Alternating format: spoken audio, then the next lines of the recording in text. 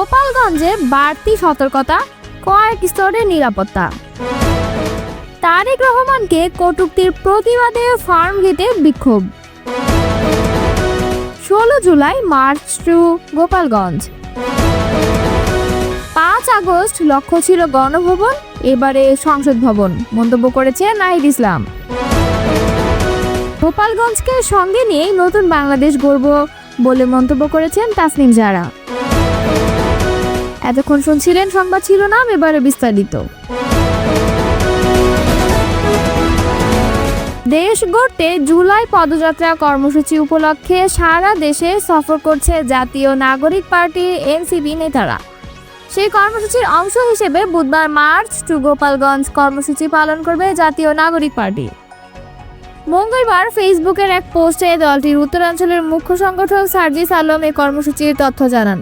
Facebook পোস্টে সার্জিস লেখেন 16 জুলাই মার্চ টু গোপালগঞ্জ।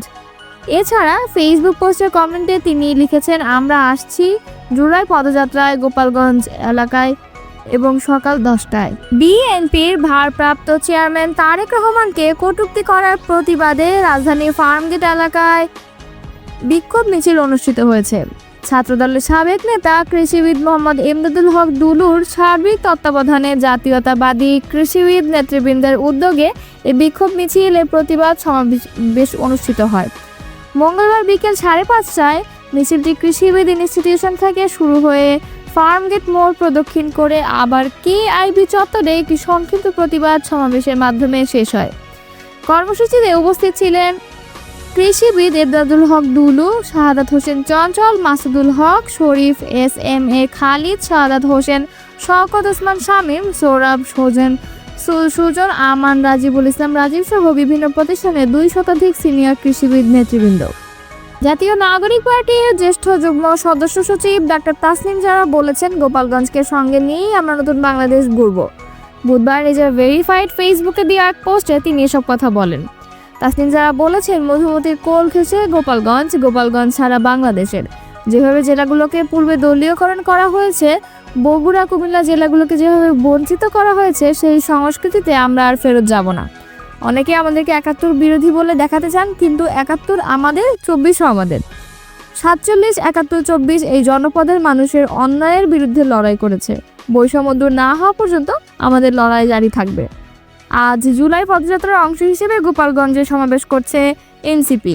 জাতীয় নাগরিক পার্টির আহ্বায়ক নাহিদ ইসলাম বলেছেন, আগামী 3 আগস্ট কেন্দ্রীয় শহীদ মিনারে জুলাই ঘোষণাপত্র আদায়ের লক্ষ্যে আমাদের মহাসমাবেশ অনুষ্ঠিত হবে। বরিশালের সর্বস্তরের জনগণের অংশগ্রহণ জরুরি।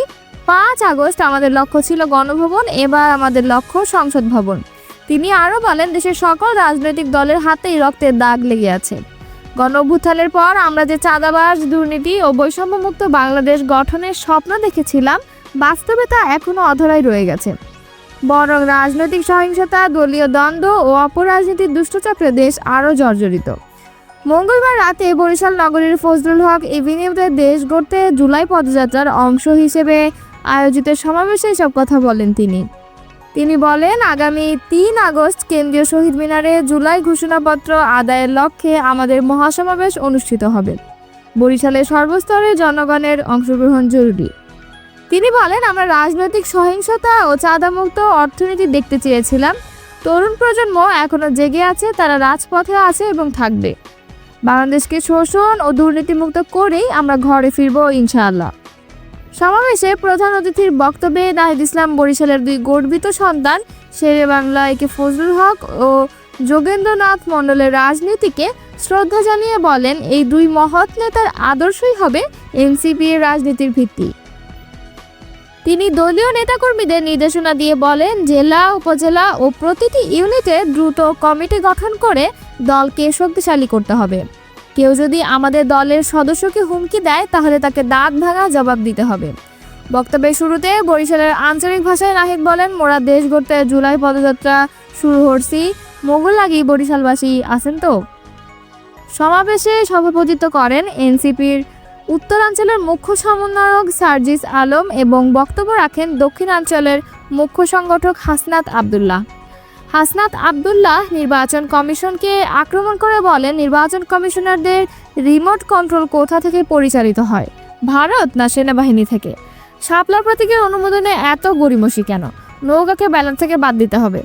তিনি আরও বলেন, এখন চাঁদাবাজ বললে একটা দলের গায়ে লাগে, আবার ভোট চোর বললে আর এক দলের গায়ে লাগে। দেশে এখন একটা কথাই চলে যে জিন্দা থাকতে চাইলে দিতে হবে চাঁদা।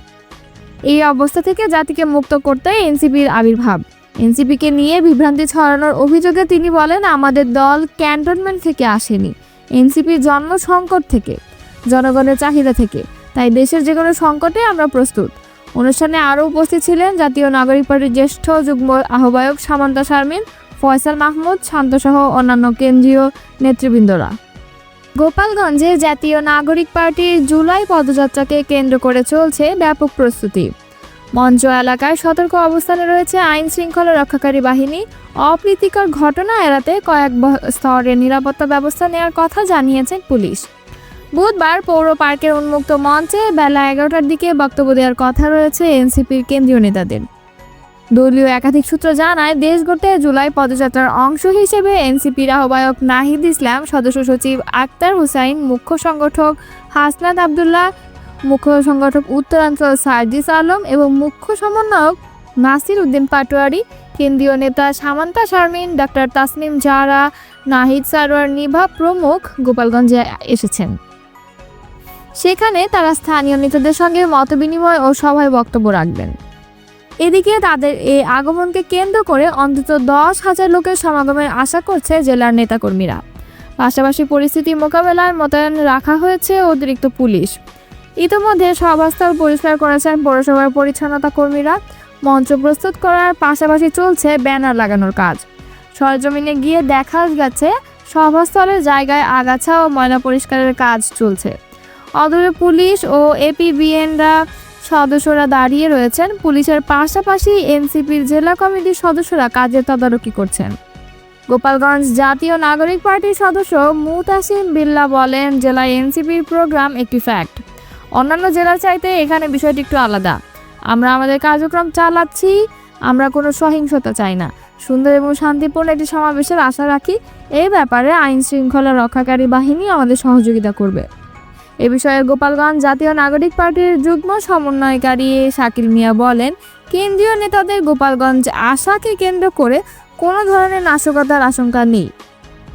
সুন্দর পরিবেশে অনুষ্ঠান সম্পন্ন করে তারা মাদারীপুরে রওনা করবেন।